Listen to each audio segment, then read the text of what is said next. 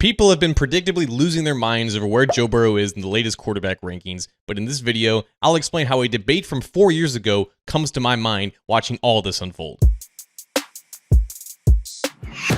Hi again, Bengals fans. John Sheeran of A to Z Sports Cincinnati here, and about a month ago, I made a video about Joe Burrow's placement in the discourse of quarterback rankings and how, overall, it's a pretty silly discussion at the end of the day. John Sheeran of A to Z Sports Cincinnati here, and we are on the precipice of rankings season. The time of year where literally nothing is happening and everyone is trying to grab your attention and get you mad about how your favorite players stack up against other players. And I also said that would be the last time that I talk about Joe Burrow and quarterback rankings. And I'm not technically breaking that promise now, but in a way, I guess I kind of am. Because again, I'm not here to debate on the number, but I am here, I guess, to kind of talk about how the discourse is unfolding in real time right now. Because ESPN's annual top 10 position rankings in the NFL finally got to the quarterback position earlier this week. It polled well over 70 executives, scouts, and coaches from around the league, and they had Joe Burrow listed at 3, one spot ahead of Lamar Jackson. And in very predictable fashion, it has caused an uproar amongst the people who love to discuss quarterbacks. And I could engage in that debate, but I have no interest in doing so. What does pique my interest, though, is that a previous debate from 4 years ago feels very relevant right now. Because the whole argument against Burrow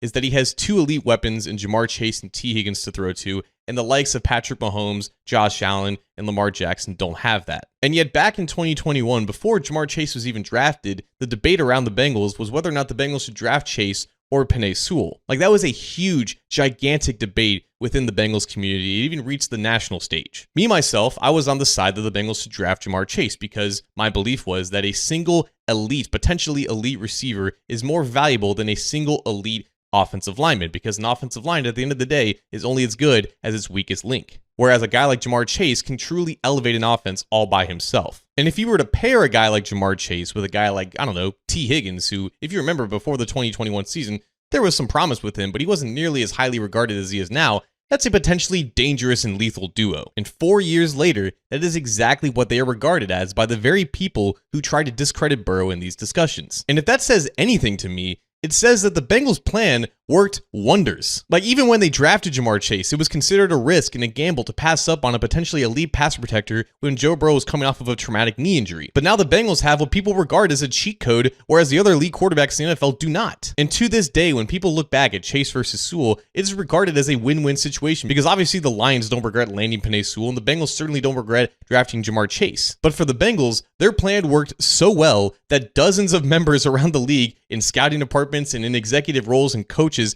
they all believe that Joe Burrow is, if not better than Lamar Jackson, Josh Allen, at that same level as both of them, and that breaks the brain of people from outside of the league. The very aspect that analysts try to use to discredit Burrow was being heavily debated not even 5 years ago. That is just so crazy to me. And if I remember correctly, it was some of these analysts that were saying that the Bengals should not draft Jamar Chase, which is even crazier. And I think these are the interesting things you can pick up on when you're not so engulfed by a debate in which both sides don't appear to be listening to the other. Because it obviously does help Joe Burrow to have 2 elite weapons, and it does help the other elite quarterbacks to have elite offensive lines and defenses and, frankly, elite organizations. But if I haven't said it before, nothing is more corrosive in the NFL than quarterback debates, and that continues to be the case.